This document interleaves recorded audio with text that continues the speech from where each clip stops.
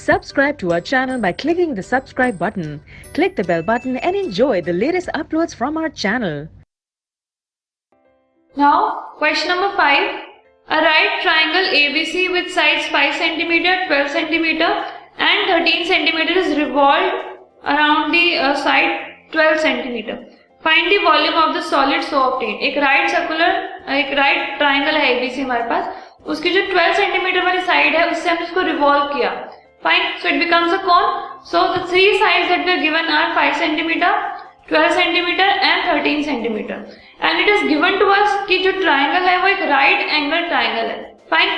So we can say that radius of this triangle is equal to 5 cm and height is 12 cm क्योंकि हमने 12 cm वाली side से उसको revolve किया है, तो height हो गई 12. So the volume is 1/3 pi r square h. That means 1/3 into pi into 5 into 5 multiplied by 12. That is 100 cm cube.